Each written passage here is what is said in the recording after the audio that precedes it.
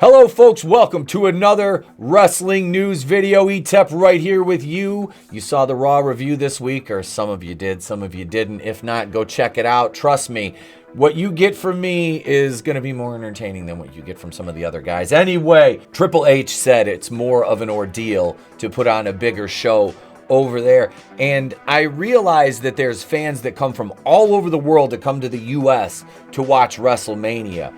We still have to remember that the WWE is based in the US. Therefore, it is a US company. They want to get that all over the globe. You know, the pay-per-views, we're not having one back here until SummerSlam, which is in August.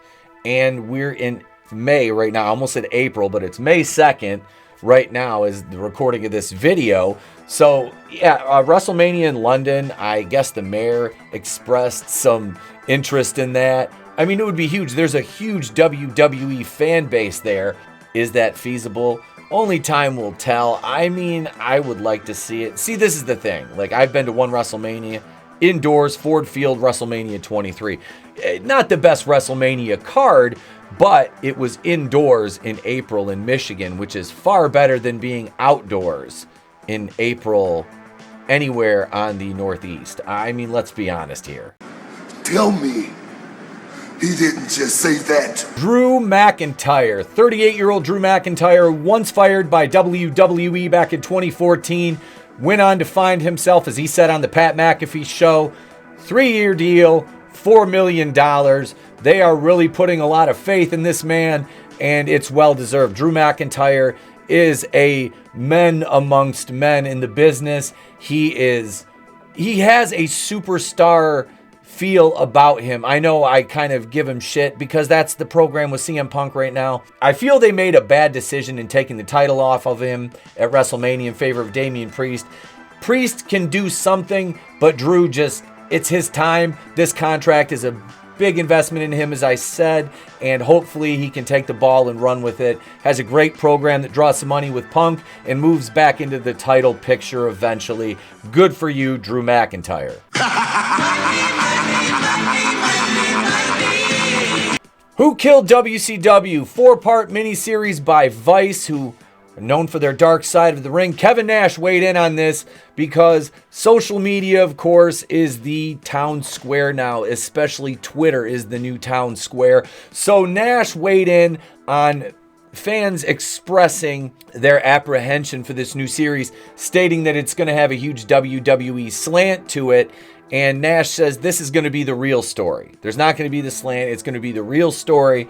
I'm looking forward to this. I am obviously a huge WCW guy. I always was a Crockett Promotions fan. And, you know, not to say that I didn't watch The Fed as a kid, because I absolutely did. That would be dishonest of me to say that I didn't. But I always enjoyed the Southern style more. So this is a 4-part miniseries. Starts June 4th. 10 p.m. on Vice. I am looking forward to this. Nash says there's not going to be a slant to it. Who knows? We have to watch this and find out. Like I said, I'm excited for it. Hulk Hogan claims he got a voicemail from Rowdy Roddy Piper 2 days after he died, which is absolutely hilarious, given all the things that Hogan has lied about over his career. And all of a sudden, he passes away. And it was an A&E special about Roddy Piper. And the very thing, when they get ready to go to credits, it wasn't a text message, but it was a text message that was a voice message on the text. You know, so he must have.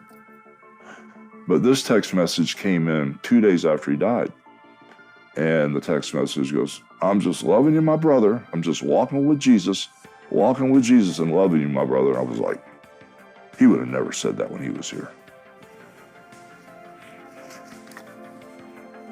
Another bold claim from Hulk Hogan, Mr. "That ain't gonna work for me, brother," saying that he got a voice message from Piper 2 days after he died.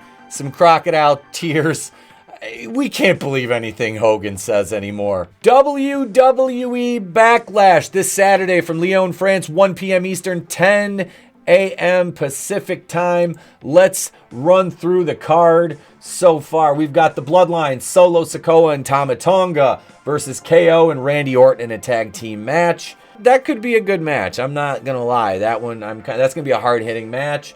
The Kabuki Warriors, Oscar, and Kairi Sane versus Bianca Belair and Jade Cargill for the WWE Women's Tag Team Championship. Gee, I wonder who's going over in this. Bayley versus Naomi versus Tiffany Stratton for the WWE Women's Championship. And I can only say one thing, and that's, oh boy, I don't see Bayley losing her belt here, unless it's to Tiffany, which I would rather see Tiffy time than Bayley any day. Oh boy. Damian Priest versus Jey Uso, World Heavyweight Championship match. I don't think Damian Priest is a great World Heavyweight Champion. It should still be Drew McIntyre. That being said, it would be hilarious if Bisexual Undertaker lost this match and Jey Uso went over for the title. I wouldn't hate Jey Uso being the World Heavyweight Champion either. I really wouldn't. He's kind of grown on me. I know a couple weeks ago I'm like, I don't see him as a single star. He really has a great command of the crowd. In-ring work needs to stand apart a little bit more because it's very, but he gets over. So I'm not knocking it. I do, like I said, he's grown on me. So it would be funny to see him go over for the title, though. Undisputed WWE Championship match. The fruit of my loins, daddy. Cody Rhodes, the champion, defends against the phenomenal one, AJ Styles, daddy. Yeah, they're not going to put AJ over in this. Unless there's chicanery, but I don't see AJ Styles winning this match. At least not winning the title. You know, something... Who am I kidding? Cody's going over in this. We'll be streaming the pay-per-view right here, 1 p.m. Eastern on the channel, Saturday. Join us. Me and the boys will be here watching, give you all the coverage starting at 12:30 Eastern up until a half hour after the event ends with our post-show analysis and breakdown. Jimmy Smith, Ronda Rousey wanted all the credit, none of the blame. Nobody behind the scenes could stand her. These comments came from an interview. This is absolutely hilarious. Some of these comments are fantastic. He says, if you haven't noticed, I don't talk a lot out of school. I don't talk about things behind the scenes, do I? Behind the scenes, WWE, behind the scenes, UFC, I don't do that. Let me let you in on something, Rhonda. If you're listening, the people behind the scenes, camera people, audio people, the people you can push around and bully and talk down to can't stand your fucking ass. Everybody behind the scenes that had to put a mic on Ronda Rousey couldn't stand her, I said. Why, they said? She was a bitch to us from the moment she sat down to the moment she got up. Like it's our fault that she has to do this interview to hype her next fight. She's miserable, she's mean to us, and we can't stand her. They were cheering when she got knocked out. This is what I was told. Those are the people you can be mean and rude to, and they can't fight back. Those people couldn't stand Ronda Rousey. Don't sit here and tell me that you're the victim when the poor guy sitting behind the camera is doing his job, gets shit on by you, and you're mean to the person asking you questions when we're hyping your fight. Don't give me this victim shit. Don't waste my time with it. And this is great. Ronda Rousey, bad attitude, and nobody really likes her behind the scenes. She's not winning friends and influencing people. She's not going to come back to WWE, hopefully, anytime. Let's go over to AEW now.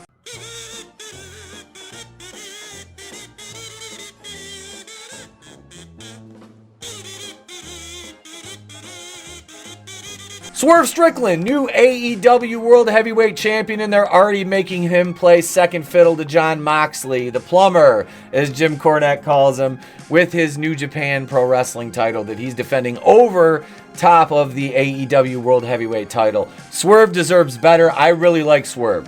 When I was watching AEW, he was one of the bright spots on the card, and I don't want to see them do him dirty because he deserves better. Speaking of that, let's go over the Dynamite results really quickly. This is hilarious. Edge, 50-year-old Edge, goes over on Buddy Matthews. Yeah, that's a way to push your young talent. Samoa Joe goes over on Isaiah Cassidy. Jericho over on Shibata, which... Claudio Castagnoli over Brian Cage. That's hilarious. As the burial of Brian Cage continues. Serena Deeb over Mariah May. And yeah, that's your AEW Dynamite coverage right there. Let's go back over to WWE to take this thing home. And fans were giving Adam Pearce a hard time because he wore a red coat or a suit that was inspired by Jim Cornette.